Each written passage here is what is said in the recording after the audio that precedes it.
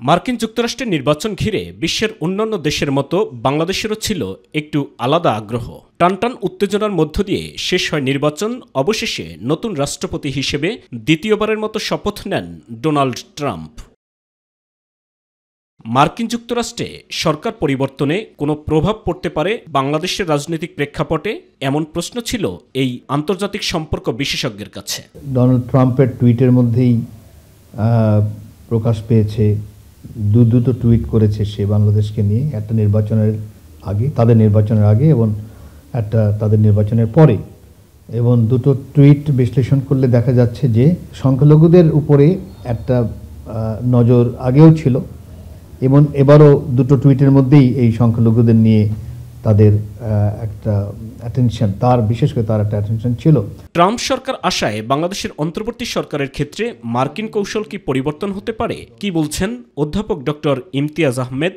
কিছুটা হয়তো নমনীয় থাকতেও পারত যদি ডেমোক্রেটিক পার্টি ক্ষমতায় থাকতো। এর একটা কারণ হলো, যেহেতু ব্যক্তিগত সম্পর্ক ছিল বিশেষ করে চিফ অ্যাডভাইজার এবং বেশ কিছু আমাদের অ্যাডভাইজারের সাথে ডেমোক্রেটিক পার্টির সদস্যদের, সেই হিসাবে হয়তো কিছুটা ফ্লেক্সিবল হতেও পারত।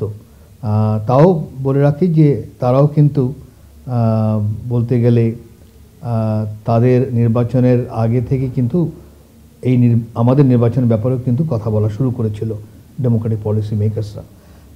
এই জিনিসটা কোনো সন্ধানে বাড়বে এবং তারা যত তাড়াতাড়ি হোক একটা নির্বাচন দেখতে চাইবে।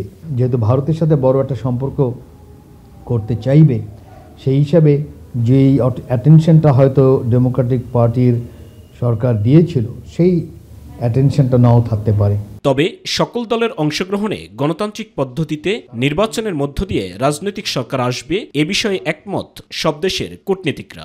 একটা নির্বাচিত সরকার দেখতে চাচ্ছে, তারাও এটা স্পষ্ট করেছে বিভিন্নভাবে। সাইদুর রহমান আবির, মাই টিভি, ঢাকা।